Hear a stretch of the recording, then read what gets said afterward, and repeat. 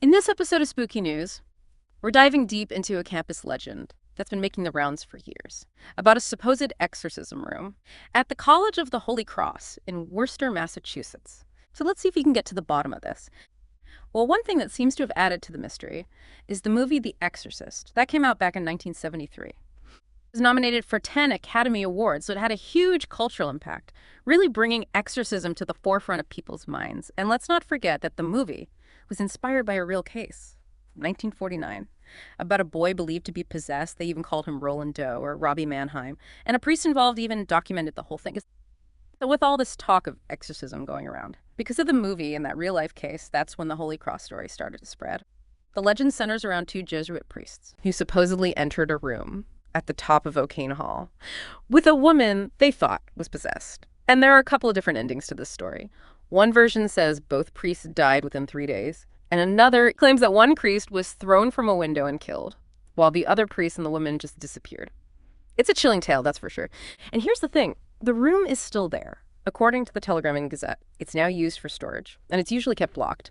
But even though it's just a storage room now, it's still a big draw for people touring the Holy Cross campus. Now, to understand this better, we need to look at the historical context. The college in New England, so people from all over the region, would come seeking sacraments and spiritual guidance. So it's not out of the realm of possibility that a family who believed their loved one was possessed might have sought help from the priests at Holy Cross. It adds an interesting historical layer to the legend. In traditional Catholicism, the boundary between the natural and supernatural wasn't as rigid as it is today. So in that worldview, events like demonic possession and exorcism wouldn't have been dismissed as impossible. They could have been seen as real possibilities within their belief system. Magician Harry Houdini visited Holy Cross in 1925, but he wasn't there to perform magic. He was actually lecturing against what he called the fraud of spiritualism. So you have this skepticism towards the paranormal. Around the same time the Holy Cross legend might have been starting, it highlights that tension between belief and disbelief that surrounds these types of stories.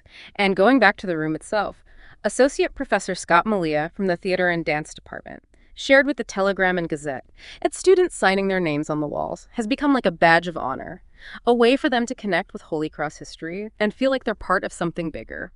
The Office of Advancement offered the class of 2020, whose graduation was disrupted by COVID, a special chance to tour the room and sign the walls.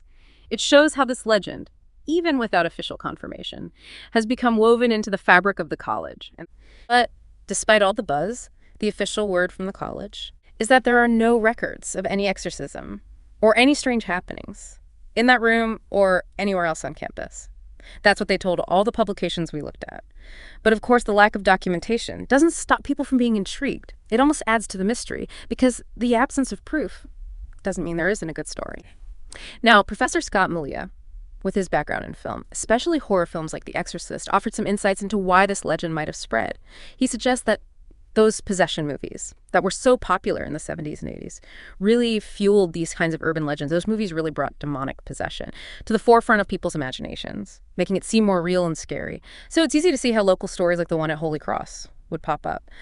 Professor Malia also has another interesting theory about why this story gained traction, especially the versions with a woman involved. After Holy Cross became coeducational in the 1970s, his idea is that this concept of a demonic force, something uncontrollable, might have been linked subconsciously to anxieties about women entering a previously all-male space. He even brings up the concept of apophenia, which is our human tendency to find connections and patterns, even when they don't exist. So maybe people were trying to make sense of the changing dynamics on campus, and this story provided a framework, even if it wasn't based on fact. Professor Malia also points out in Holy Cross magazine that horror stories often resonate with teenagers and young adults who are going through that phase of feeling like outsiders and facing the challenges of growing up. That darkness of adolescence, even the supernatural ones, can be a way to process anxiety and fear in a safe, fictional context. Professor Emerita Joanne Pierce adds a religious studies perspective to this. She notes that while demonic possession exists in various religions, it was a relatively new and sensational concept to the non-Catholic public when The Exorcist came out. She also talks about how humans are fascinated by death and the supernatural. And speaking of exorcism, Holy Cross magazine mentions the media frenzy around Pope Francis back in 2013. When he prayed over a man, some news outlets even suggested he performed an exorcism, but the Vatican clarified that he was just praying. And it's worth noting that the Catholic Church still trains priests in the rite of exorcism. It's a practice that goes back to the New Testament, showing that it's still relevant in modern times. The church is very cautious about exorcism. It's not something they take lightly. They require thorough medical and psychological evaluations first to rule out any natural causes for someone's distress.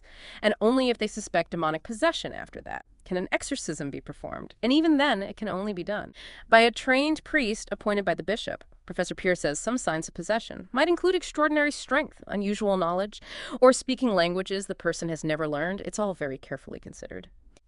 Now, the author of the Exorcist novel, William Peter Blatty, was originally interested in writing a nonfiction account of a real exorcism case from 1949.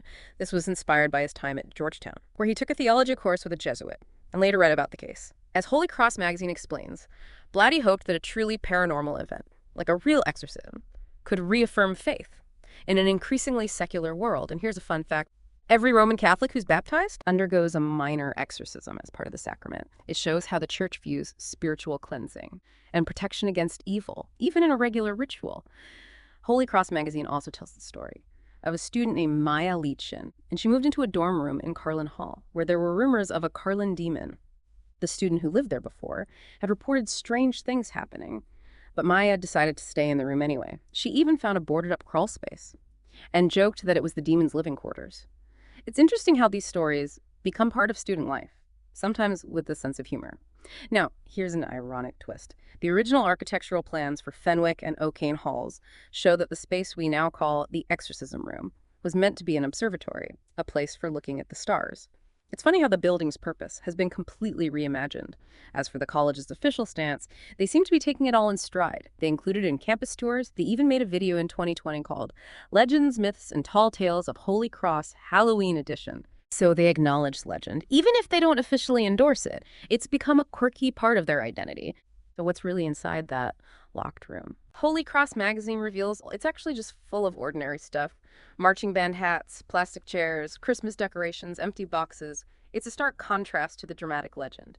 But it highlights the metaphorical meaning of the room. It's a liminal space, a place where believers and skeptics, scholars and thrill seekers can all explore these questions about belief in the unknown. As Professor Malia said, acknowledging darkness, even through stories like this, can help us appreciate the light and beauty in life. If you enjoyed this episode, please like, subscribe, and comment below. Have any spooky news of your own to share? Email us at spookyytnews@gmail.com. Remember, stay spooky.